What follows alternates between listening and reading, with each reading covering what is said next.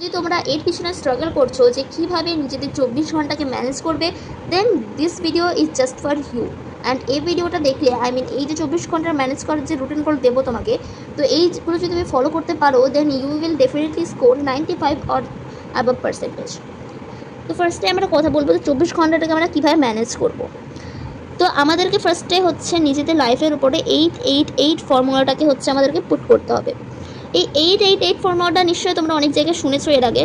তো 8-8-8 ফর্মুলাটা কী বলছে, ফার্স্টের যে 8 ঘন্টা পাবো সেই 8 ঘন্টাতে আমাদেরকে স্লিপ করতে হবে। অবশ্যই 7 থেকে 8 ঘন্টা মতন আমাদেরকে ঘুমাতেই হবে, কিন্তু এখানে 7 থেকে 8 ঘন্টা ঘুমাতে বলছি বলে একেবারে ঘুমাতে হবে তার কোনো মানে নেই। এটা কিন্তু ন্যাপ সম, হ্যাঁ, মানে গোটা দিনের মধ্যে রাতে ধরো 7 ঘন্টা ঘুমালে আর ন্যাপে 1 ঘন্টা ঘুমালে তো 8 ঘন্টা করলে এরকম করলেও হবে, বাট দিনে 8 ঘন্টার বেশি ঘুমিও না। নেক্সট হচ্ছে আমাদেরকে 8 ঘন্টা স্কুল, মানে স্কুল তো কলেজে 6 থেকে 8 ঘন্টার মধ্যে আমাদের স্কুল থাকে, তো 8 ঘন্টা আমাদের গেলো স্কুলে। অ্যান্ড নেক্সট যে 8 ঘন্টাটা, এটাই হচ্ছে আমাদের মেন থিংস। এই 8 ঘন্টাতে আমরা কী করবো, আমাদের এফিশিয়েন্ট সেলফ ওয়ার্ক, মানে আমাদের সেলফ স্টাডি পার্টটা, তার সঙ্গে লাঞ্চ বাথ এভরিথিং হচ্ছে আমরা এই 8 ঘন্টাতে করবো। আর তোমাদের স্কুল যদি 6 থেকে 7 ঘন্টায় হয়, তাহলে তুমি এখানে 9 ঘন্টাতে করে নিতে পারো, অথবা ওই 1 ঘন্টা হচ্ছে তুমি চাইলে ন্যাপে নিতে পারো, তুমি এরকমভাবে নিজেদের ম্যানেজ করে নিতে পারো। এবার যে আমরা সেলফ ওয়ার্কের 8 ঘন্টাটা বললাম, সেটা সেলফ ওয়ার্কের 8 ঘন্টাটা কীভাবে ম্যানেজ করবো। দেখো, 6 ঘন্টা হচ্ছে আমাদেরকে সেলফ স্টাডিতে দিতে হবে, মানে 3 ঘন্টা বা 2 থেকে 3 ঘন্টা আমাদের একটা দিনে কোচিং বা অনলাইন ক্লাস থাকে। 3 ঘন্টার বেশি নিশ্চয়ই তোমাদের থাকবে না।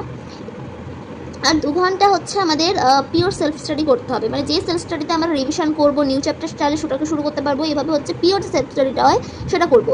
আর নেক্সট 1 ঘন্টাতে, এটা হচ্ছে এই 1 ঘন্টাতে আমরা কী করবো, আর এটা কোন 1 ঘন্টা হবে সেটাও বলে দিই। আমরা সবসময় হচ্ছে প্রোডাক্টিভ থাকি না। এই যে 1 ঘন্টা হোমওয়ার্ক বা নোটসের ক্ষেত্রে, এটা কিসে করবা, এটা হচ্ছে আনপ্রোডাক্টিভ যে টাইমটা পাবা, সেই আনপ্রোডাক্টিভ টাইমে হচ্ছে এই হোমওয়ার্ক বা নোটসের কাজগুলো করে নেবা, কারণ এতে নিশ্চয়ই তোমাদের ব্রেন খাটাতে হয় না। এবার যে 1 ঘন্টা পাবো আমরা, সেই ঘন্টাতে আমাদেরকে খেতে হবে, হ্যাঁ খেতে তো হবেই, lunch, dinner, snacks, both everything হচ্ছে 1 ঘন্টা, তাই না। এই 1 ঘন্টা তোমরা রিল্যাক্সেশন করতে পারো, বাট এই সময় তোমরা স্ক্রিন টাইমটাকে অ্যাভয়েড করার চেষ্টা করবে, কারণ একবার স্ক্রিনটা দেখতে গেলে 1 ঘন্টার থেকে অনেকটা সময় পার হয়ে যাবে, বাট বুঝতেও পারবে না। এবার যেটা আমাদের যে কী করে করবো, এটা তো বুঝে এলাম আমরা এই ফর্মাতে করতে হবে, করবোটা কী করে সেটা এবার আমরা আলোচনা করবো। আমাদেরকে করতে হবে ডেইলি টার্গেটস। কেমনভাবে ডেইলি টার্গেটস, ধরো তোমাদের হচ্ছে একটা মানে 40টা চ্যাপ্টার আছে, মানে সব মিলিয়ে, হ্যাঁ, মানে প্রত্যেকটা সাবজেক্ট মিলিয়ে ধরো 40টা চ্যাপ্টার আছে। আর বলে দিই যে এখানে হচ্ছে আমি জাস্ট একটা অ্যাভারেজ হিসেবে ধরেছি, তোমরা নিজেদের মতন করে কমিয়ে বাড়িয়ে নিজেদের যতটা টাইম আছে, নিজেদের যতটা চ্যাপ্টার আছে সেইভাবে করে নিতে পারো। লাইক তোমাদের ধরো হচ্ছে 50টা চ্যাপ্টার থাকলো বা 30 চ্যাপ্টার থাকলো, তোমাদের 3 মাস থাকলো, 2 মাস থাকলো, 1 মাস থাকলো, এইভাবে তোমরা কিন্তু নিজেদের টাইমটাকে ম্যানেজ করতে পারবে। যে ধরো আমি 40টা চ্যাপ্টার ধরলাম, তো 40টা চ্যাপ্টার হচ্ছে আমাদেরকে 4 মাসে করতে হবে, মানে তোমাদের কাছে টাইম আছে 4 মাস, ঠিক আছে।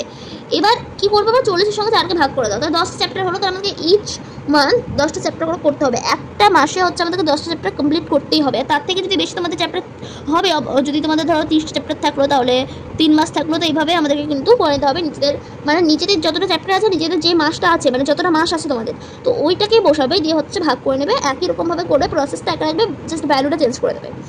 এবার তাহলে আমাদেরকে একটা চ্যাপ্টার কমপ্লিট করতে আমরা 2 থেকে 3 দিনের মতো সময় পাচ্ছি, তো 2 দিন হচ্ছে এনাফ, তো এখানে আমি 2 দিন লিখেছি। দ্যাট মিনস আমাদেরকে হচ্ছে 6 দিনে হচ্ছে আমাদেরকে 3টে করে চ্যাপ্টার কমপ্লিট করতে হবে, মানে 6 দিনের মধ্যে 3টে চ্যাপ্টার কমপ্লিট করতেই হবে। এবার আমরা আসবো যে রিভিশন কী করে করবো, মানে মোস্ট অফ দ্য স্টুডেন্টের এটাই হচ্ছে অসুবিধা, রিভিশন করতেই জানে না। আর এই রিভিশনটা যদি একটু শর্টের মধ্যে বলছি, তোমরা যদি রিভিশন নিয়েও ভিডিও চাও, দেন কমেন্টে জানিয়ে দেবে, আমি অবশ্যই সেটার জন্য একটা ভিডিও আনবো।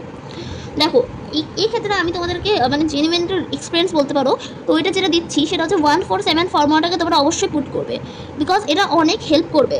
147 ফর্মুলাটা কী বলছে, যে ফার্স্ট ডেতে পেলাম, সে ফার্স্ট ডেতে রিভিশন করবো, দেন তারপরে 4th ডেতে রিভিশন করবো, মানে ফার্স্ট দিন যেদিন করলে চ্যাপ্টারটা সেদিন হচ্ছে রিভাইজ করলে, তারপরে 4 নম্বর দিনে রিভাইজ করলে, তারপরে 7 নম্বর দিনে রিভাইজ করলে, এভাবে করতে হবে। অ্যান্ড অ্যাট দ্য লাস্ট সব কিছু করার পর আমাদেরকে কী করতে হবে, sample papers and PYQs question banks এসব হচ্ছে আমাদেরকে সলভ করতে হবে। চাইলে তোমরা হচ্ছে NCERTও করতে পারো, সেটা কমপ্লিটলি তোমাদের ইচ্ছা যে তোমরা কী করবে।